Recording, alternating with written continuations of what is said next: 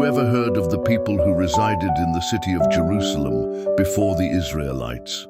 Many people are unaware that before David conquered Jerusalem and made it the capital of the unified kingdom of Israel, the city was ruled by the forgotten Jebusites. The Jebusites were one of the oldest peoples related to the history of Jerusalem, inhabitants of the mountainous region where today is located Jerusalem. They are mentioned in biblical, historical, and archaeological records as part of the Canaanite communities that prospered during the Bronze Age and early Iron Age.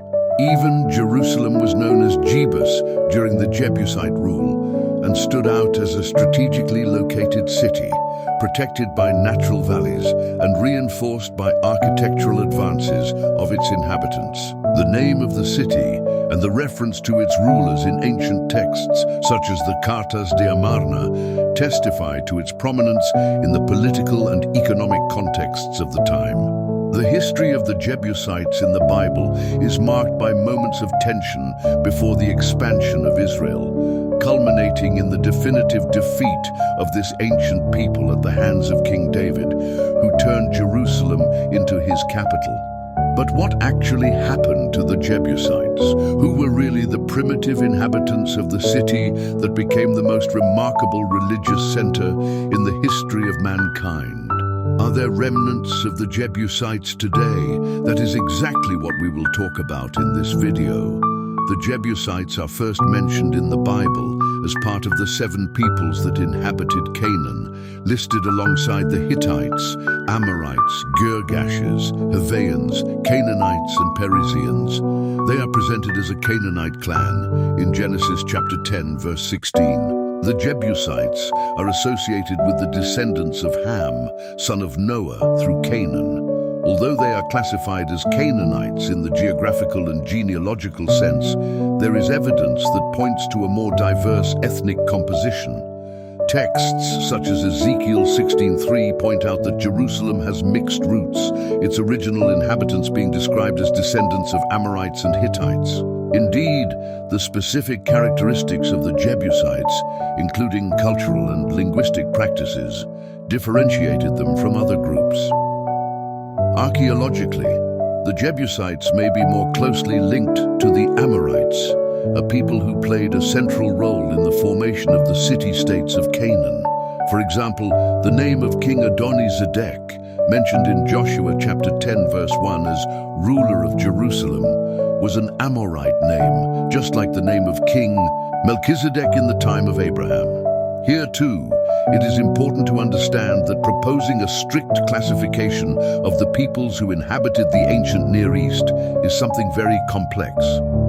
In a previous video, for example, when we said that scholars consider the Philistines as an Indo-European people, some people in the comments did not understand.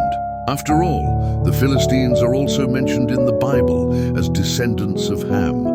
Some even said that we had been wrong in this part of the video by supposedly ignoring the Table of Nations from Genesis 10. However, in the Bible itself, there are references to the Philistines as originating from the region of Egypt, especially the island of Crete. Obviously, there is no error or contradiction in this point. What happens is that when we speak of a particular people as Indo-European, Semitic, or Canaanite, we are considering primarily a linguistic and cultural classification more than a matter of direct genealogical lineage or geographical. The Amorites, for example, in the genealogical lineage descended from Ham according to the Table of Nations in Genesis 10, but in linguistic and cultural practice they were Semitic, speaking a Semitic language and associating with other Semitic peoples. The Jebusites were also descendants of Ham and inhabited Canaan, but linguistically and culturally they were closer to the Semites than to other Canaanite groups. Even this mixture is in accordance with the statement of God himself through the prophet Ezekiel when he said that the early inhabitants of Jerusalem were Amorites and Hittites. The name Jebus seems to derive from a term that means to step on or crush, a possible reference to the irregular terrain or military strength of the Jebusites.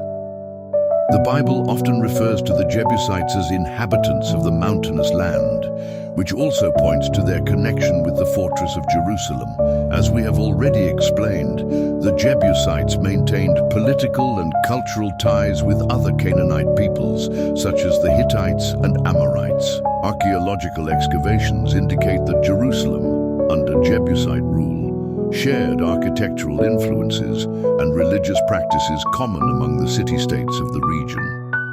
Jerusalem, under the Jebusite rule, appears in history as a strategic and well-protected city located on a mountainous buttress surrounded by the valleys of Cedron and Hinnom. Its natural position provided defense against attacks, while the source of Gihon, its main water source, supported urban life. Biblical and archaeological records place the Jebusite occupation of Jerusalem in the transition between the Middle Bronze Age and the Late Bronze Age. The first significant mention of Jerusalem is in the letters of Amarna in the 14th century BC, where the ruler of the city-state reports to the Pharaoh of Egypt the threats of the Hebirus, nomadic groups from the region that some associate with the ancient Hebrews.